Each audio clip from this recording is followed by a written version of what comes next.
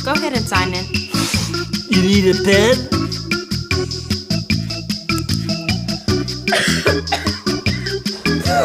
Mom says I'm so contagious.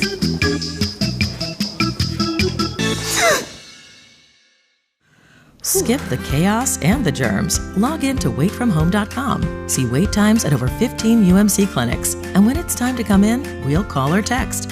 Skip the wait. Waitfromhome.com.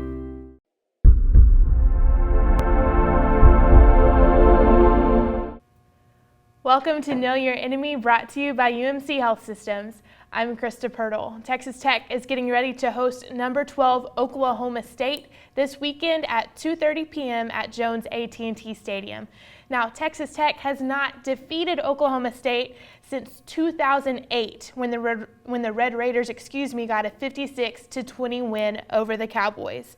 Now, Oklahoma State is currently 7-0 on the season and looking to start out 8-0 for only the third time in program history. Now, what makes this Oklahoma State team unique is, pardon the pun here, they're both led by dynamic duos on both sides of the ball.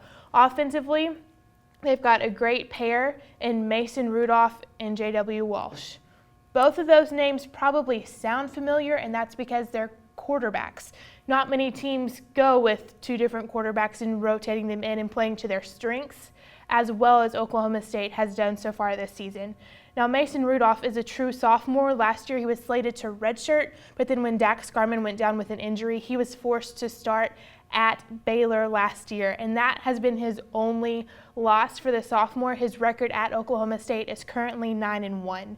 So far this season, he's surpassed 300 yards passing 3 times and 400 yards passing twice. So with a lot of options at receiver, he is slinging it down the field, and Oklahoma State is finding success.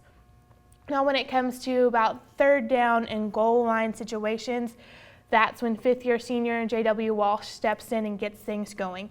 Now, he was slated to be the starter last year for his senior campaign until 2 weeks into the season. He was done with an injury. Right now, he's excelling on these third down goal line situations. The 11 of 17 plays in those scenarios have either gone for first downs or touchdowns. So he's passing the ball, he's rushing the ball really well.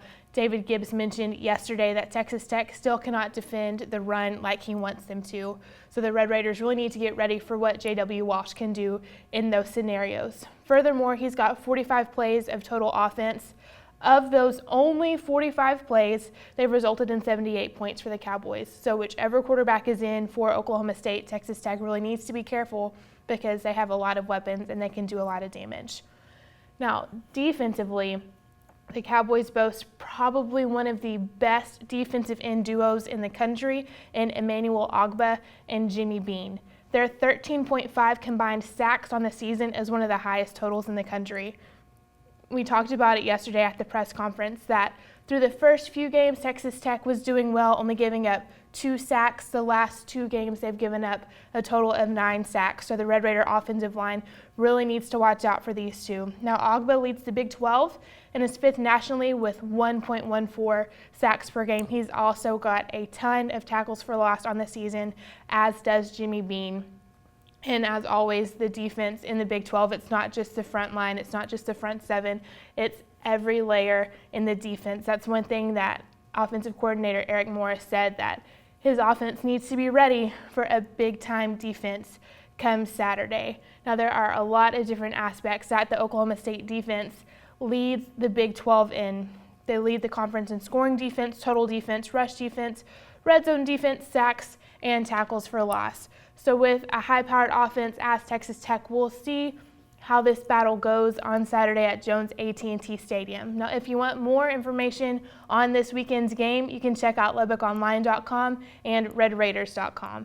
I'm Krista Pirtle. Thanks for watching.